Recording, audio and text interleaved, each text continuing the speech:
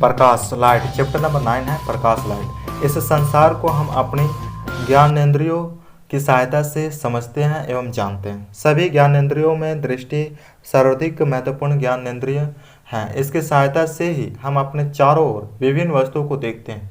दृष्टि द्वारा ही हम पुस्तकों में छपे शब्दों एवं वाक्यों को देख पाते हैं। क्या आपको पता है कि हम वस्तु को किस प्रकार देखते हैं?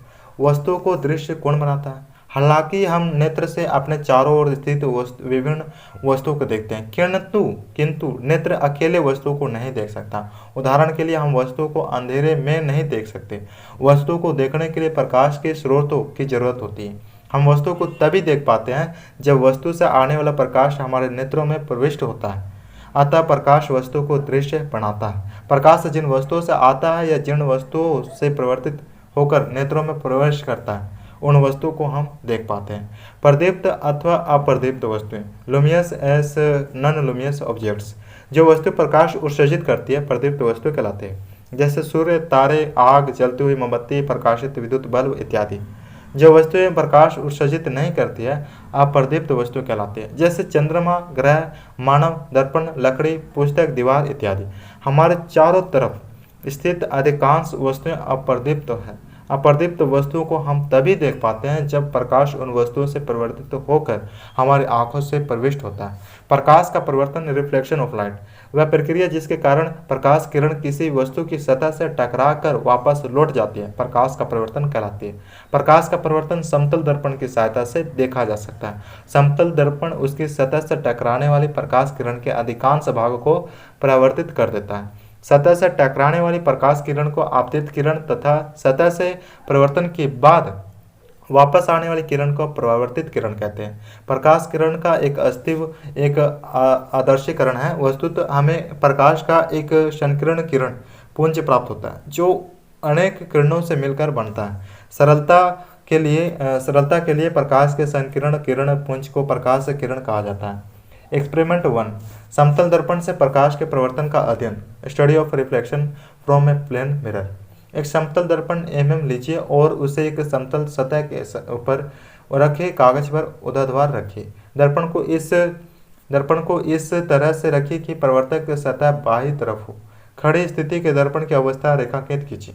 प्रकाश स्रोत से आती प्रकाश किरण AO समतल दर्पण के बिंदु O पर टकराती है और OB की दिशा में वापस लौट जाती है। O बिंदु को कागज पर अंकित कीजिए और AO तथा OB को कागज पर रेखांकित कीजिए।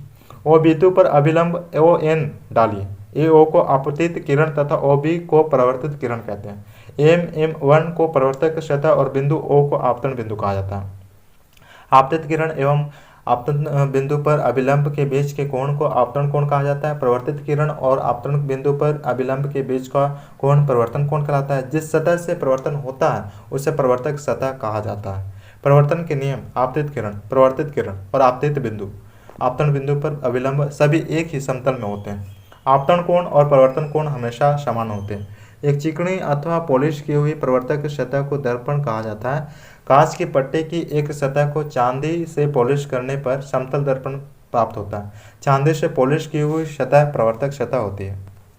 जब प्रकाश किरण समतल दर्पण पर लंबवत दिशा में आपतित होती है तो आपतन कोण शून्य होता है, अतः परिवर्तन कोण भी शून्य ही होता है। प्रकाश किरण प्रवर्तन के पश्चात उसी रेखा पर वापस लौट जाती है। जब आपतन कोण का मान बदल जाता है तो परिवर्तन कोण का मान भी बदल जाता है। एक्सपेरिमेंट 2, एक सफ़ेद कागज की शीट को ड्राइविंग बोर्ड पर लगाइए। एक काले गत्ते का टुकड़ा लीजिए और उसमें एक पतला छिद्र बनाइए। काला गत्ता शीट के लंबवत रखिए। गत्ते के छिद्र पर टॉर्च से प्रकाश डालिए। टॉर्च के थोड़े संयोजन के बाद गत्ते के दूसरी तरफ कागज की शीट के अनुदिश प्रकाश की एक किरण देखिए। प्रकाश किरण के गमन पथ के सम्मुख एक समतल दर्पण रखिए। क्या दर्पण के प्रकाश वापस लौटता दिखाई देता है? एक्सपेरिमेंट 3, समतल दर्पण से प्रतिबिंब का बनाना। एक समतल दर्पण MM1 लीजिए तथा उसके सामने एक प्रवेश स्रोत O रखिए। इस प्रकार किंतु पीछे बढ़ाने पर यह आपस में एक I बिंदु पर मिलती है जो प्रतिबिंब का स्थान होता है। नियमित तथा विस्तृत परिवर्तन। जब समांतर प्रकाश किरणें किसी समतल दर्पण सतह से परिवर्तन के बावजूद भी समांतर रहती है तो इस प्रकार के परिवर्तन को नियमित परिवर्तन कहा जाता है। इस प्रकार इस प्रकार का परिवर्तन समतल एवं चिकनी परावर्तक सतह से होता है। जब समांतर प्रकाश किरणें किसी परावर्तक सतह से परावर्तन बाद समांतर नहीं रहती है तो इस प्रकार का परिवर्तन विसरित परिवर्तन कहलाता है। इस प्रकार का परिवर्तन असमतल एवं खुरदरी परिवर्तक सतह से होता है। अब आप समझ सकते हैं कि जूतों पर पॉलिश करने से वे चमकने क्यों लगते हैं। समतल दर्पण से बने प्रतिबिंब की विशेषताएं। समतल दर्पण से बना प्रतिबिंब धीमा एवं आभासी होता है। समतल दर्पण से बना प्रतिबिंब दर्पण के पीछे बनता है। समतल दर्पण से वस्तु की दूरी और प्रतिबिंब की दूरी बराबर होती है। प्रतिबिंब का आकार वस्तु के आकार के बराबर होता है। प्रतिबिंब पार्श्विक परिवर्तित होता है। परावर्तित प्रकाश को पुनः परिवर्तित किया जा सकता है। जब दो समतल दर्पण अथवा दर्पण किसी कोण पर रखे जाते हैं तो एक वस्तु का बहु प्रतिबिंब बनता है। ऐसा इस कारण होता है क्योंकि एक समतल दर्पण द्वारा बनाया गया प्रतिबिंब दूसरे समतल दर्पण के लिए वस्तु का कार्य करता है। प्रतिबिंबों की संख्या दोनों समतल दर्पणों के बीच के कोण पर निर्भर करती है। एक्सपेरिमेंट 4। दो समतल दर्पण एक दूसरे के साथ समकोण बनाते हुए इस प्रकार रखें कि इनका एक किनारा आपस में मिला रहे। दर्पणों के मध्य में एक वस्तु रखी। वस्तु के 3 प्रतिबिंब दिखाई देते हैं। जब दोनों समतल दर्पणों के बीच का कोण क्रमशः 0 डिग्री, 45 डिग्री, 60 डिग्री और 120 डिग्री 120 डिग्री होता है तो प्रतिबिंबों की संख्या क्रमशः अनंत 75 तथा 2 होती है। कोण 0 डिग्री होने का अर्थ है कि दोनों समतल दर्पण समांतर हैं। बहुमूर्ति दृष्टि एक ऐसा प्रकाशीय यंत्र अथवा खिलौना है जिसमें समान आकार वाले 3 आयताकार समतल दर्पण प्रिज्म की आकृति में जुड़े होते हैं। ये परिवर्तन के कारण रंगीन कांच के टुकड़ों के अनेक रंगीन प्रतिबिंब दिखाते हैं और सुंदर पैटर्न बनाते हैं। एक्सपेरिमेंट 5। 3 समान आकार के आयताकार समतल दर्पण लीजिए और इनको प्रिज्म की आकृति के अनुसार जोड़िए। किन्हीं 2 समतल दर्पणों के बीच का कोण 60 डिग्री होता है। इसको मोटे चार्ट पेपर से बनी एक बेलनाकार नली में दृढ़ता से लगाइए। नली का एक सिरा गत्ते से बंद कर दीजिए। उस गत्ते में भीतर की दृश्य देखने के लिए एक छिद्र बनाइए। नली का दूसरा छोर समतल कांच की एक वृत्ताकार प्लेट से ढक दीजिए। इस प्लेट पर रंगीन कांच के छोटे छोटे टुकड़े रखिए। नली के इस सिरे को घिसे हुए कांच की प्लेट की सहायता से बंद कीजिए। रंगीन टुकड़ों के हिलने के लिए पर्याप्त स्थान होना चाहिए। अब छिद्र से इसके भीतर देखते हुए नली को धीरे धीरे गोल घुमाइए। आपको बहु परिवर्तन के कारण अनेक सुंदर पैटर्न तथा डिजाइन दिखाई देंगे। पेरिस्कोप एक ऐसा प्रकाशीय यंत्र है जो उस वस्तु को दृश्यमान करता है जो दृष्टि रेखा पर स्थित नहीं होता।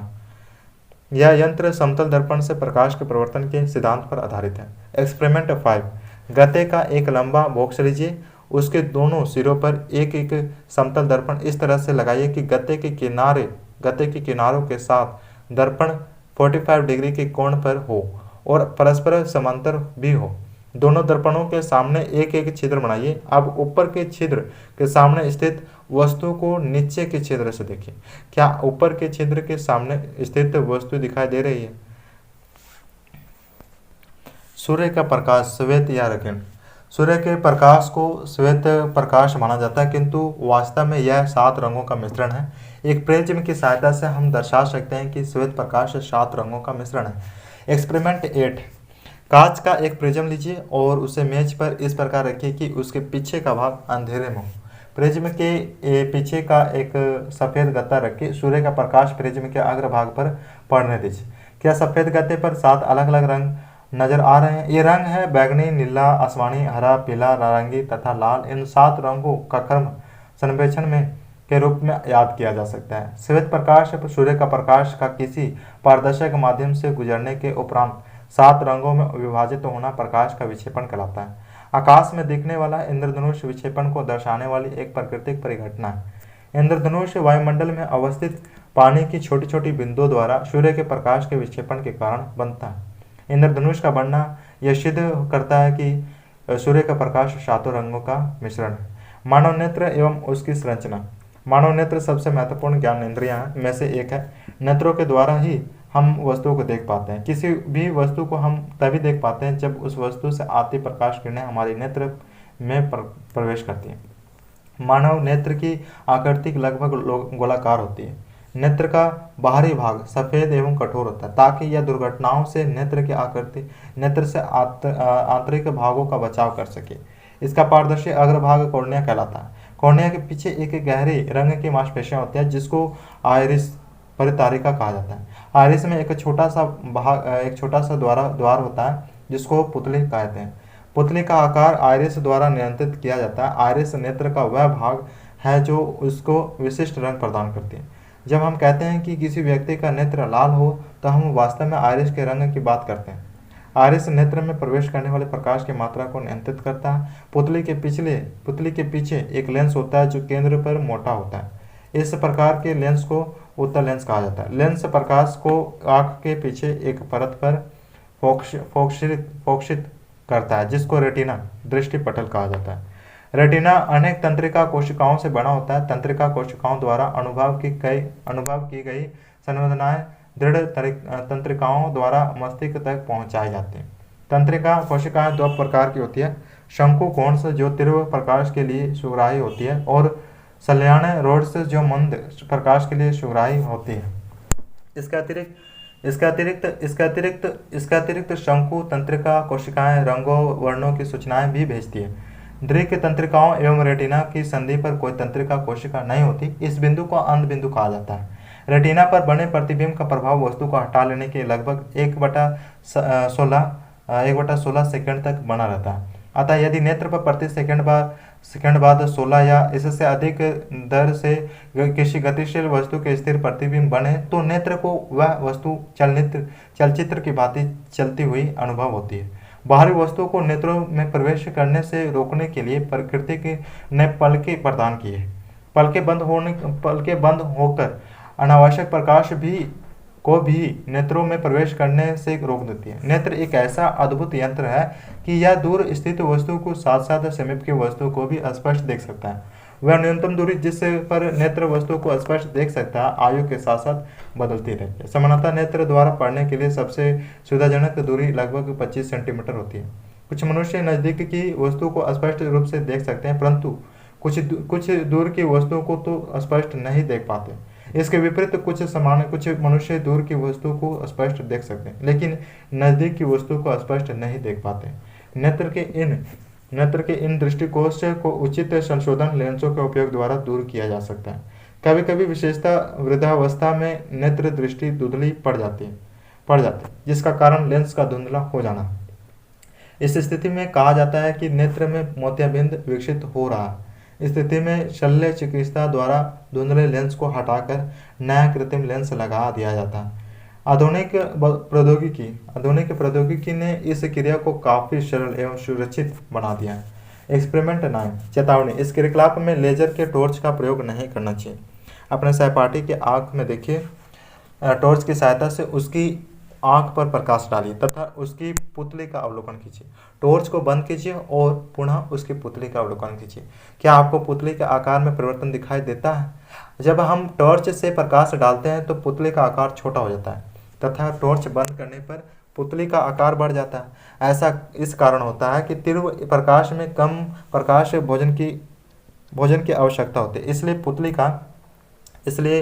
पुतली का आकार छोटा हो जाता है। मंद प्रकाश में अधिक प्रकाश भोजन की आवश्यकता होती है, इसलिए पुतली का आकार बड़ा हो जाता है। एक्सपेरिमेंट 10 कागज की शीट पर एक गोल तथा एक क्रॉस चिन्ह बनाइए। गोल चिन्ह क्रॉस के दाएं तरफ होना चाहिए। दोनों चिन्हों के बीच लगभग 6-8 सेंटीमीटर दूरी होनी चाहिए। कागज की शीट को एक हाथ से नेत्र के समान पकड़िए। अब बाईं आंख बंद कीजिए और दाहिनी आंख से क्रॉस को देखिए। आप क्या देख पाते हैं? कागज की शीट को धीरे धीरे अपने नेत्र की तरफ लाइए। शीट की एक दूरी पर गोल चिन्ह अदृश्य हो जाता है। गोल चिन्ह के अदृश्य होने का कारण यह है कि रेटिना पर एक ऐसा बिंदु है जहां प्रकाश गिरने से इसकी सूचना मस्तिष्क तक नहीं पहुंच पाती। इस बिंदु को अंध बिंदु कहा जाता है। अब यही क्रियाकलाप को दाहिने नेत्र को बंद करके दोहराइए। इस बार आप क्या देख पाते हैं? एक्सपेरिमेंट 11 एक गत्ते का टुकड़ा तथा एक पेंसिल लीजिए। एक गत्ते के तरफ एक तोते का और दूसरी ओर एक पिंजरे का चित्र बनाइए। गत्ते के ऊपरी सिरे तथा निचले सिरे के नजदीक एक एक छिद्र बनाइए और उसमें पेंसिल लगाइए। पेंसिल के निचले हिस्से को दोनों हाथों से पकड़कर आगे पीछे तेजी से घुमाइए। जब पेंसिल की सहायता से गत्ते को तेजी से घुमाते हैं तो तोता पिंजरे के अंदर दिखाई देता है। इसको दृष्टि निर्बंध कहते हैं। अब जब जब गत्ता तेजी से घूम रहा होता तो रेटिना पर से तोता का प्रतिबिंब हटने से पहले ही पिंजरे का चित्र रेटिना पर बन जाता है, जिससे तोते का पिंजरे में होने का भ्रम उत्पन्न होता है। नेत्रों की देखभाल। नेत्रों की उचित देखभाल करना बहुत आवश्यक है। नेत्रों में कोई परेशानी होने पर नेत्र विशेषज्ञ से सलाह लेनी चाहिए। नेत्रों की नियमित रूप से जांच करवानी चाहिए। दिन में कम से कम 2 बार नेत्रों को स्वच्छ पानी से धोना चाहिए। नेत्रों के लिए बहुत कम या बहुत अधिक प्रकाश हानिकारक है। अपर्याप्त प्रकाश से नेत्र खिंचाव और सिर दर्द हो सकता है तथा सूर्य या कोई शक्तिशाली प्रकाश रेटिना को नुकसान पहुंचा सकता है। पुस्तक पढ़ते समय नेत्र के बहुत नज़दीक या बहुत दूर नहीं रखनी चाहिए। इससे सामान्य दूरी पर रखकर पढ़ना चाहिए। अगर नेत्र विशेषज्ञ द्वारा परामर्श दिया गया है तो उसे उचित चश्मे का उपयोग कीजिए। सूर्य अथवा शक्तिशाली प्रकाश स्रोतों की तरफ कभी भी सीधा नहीं देखिए। नेत्रों को रगड़ना नहीं चाहिए। यदि आपके नेत्र में धूलकण, मिट्टी या धुआं चल गया है तो नेत्रों को स्वच्छ जल से धोइए। अगर आराम ना हो तो डॉक्टर से सलाह लीजिए। दूषित तालाबों तथा नदियों में स्नान नहीं करना चाहिए। रात में कंप्यूटर कार्य करते समय या टेलीविजन देखते समय लाइट अवश्य जलाइए। चाक्षुष दिव्यांग वाले व्यक्ति पढ़ लिख सकते हैं। कुछ व्यक्ति चाक्षुष दृष्टि संबंधी अक्षमता से पीड़ित होते हैं और उनकी देखने की क्षमता सीमित होती है। कुछ व्यक्ति जन्म से बिल्कुल नहीं देख पाते अर्थात अंधे होते हैं। कुछ व्यक्ति बीमारी की वजह से अपनी दृष्टि खो देते हैं। ऐसे व्यक्ति स्पर्श द्वारा या ध्वनियों को ध्यान से सुनकर वस्तुओं को पहचानने की कोशिश करते हैं। वे अपनी अन्य ज्ञानेंद्रियों को ज़्यादा विकसित कर लेते हैं। अतिरिक्त संसाधन उनको अपनी क्षमताओं को और अधिक विकसित करने में समर्थ बना सकते हैं। ब्रेल लिपि। चाक्षुष दिव्यांग युक्त व्यक्तियों के लिए ब्रेल लिपि सर्वाधिक लोकप्रिय साधन है। लुई ब्रेल स्वयं एक चाक्षुष दिव्यांग युक्त व्यक्ति थे। उन्होंने एक पद्धति विकसित की और इसे 1821 में प्रकाशित किया। वर्तमान ब्रेल पद्धति 1932 में अपनाई गई। सामान्य भाषाओं, गणित एवं वैज्ञानिक विचारों के लिए ब्रेल कोड है। ब्रेल पद्धति की सहायता से अनेक भारतीय भाषाओं को पढ़ा जा सकता है। ब्रेल पद्धति में 63 बिंदु किंतु पैटर्न है तथा हर पैटर्न एक अक्षर है। अक्षरों के समुच्चय सामान्य शब्दों अथवा व्याकरणिक चिन्हों को प्रदर्शित करते हैं। बिंदु को ऊर्ध्वाधर पंक्तियों के 2 कक्षाओं में व्यवस्थित किया गया। प्रत्येक पंक्ति में 3 बिंदु हैं। अंग्रेजी वर्णमाला के कुछ अक्षरों व सामान्य शब्दों को प्रदर्शित करने के लिए बिंदुकित पैटर्न आगे दर्शाया गया है। क्या आप जानते हैं नेत्रदान किसी व्यक्ति द्वारा किया जा सकता है जो उसकी मृत्यु के पश्चात अंधता से पीड़ित व्यक्तियों को लगाया जा सकता है। नेत्रदान मृत्यु के 4 से 6 घंटे के अंदर किसी स्थान, घर या अस्पताल किया जा सकता है। अंधता से पीड़ित व्यक्ति के लिए नेत्रदान एक बहुमूल्य भेंट है।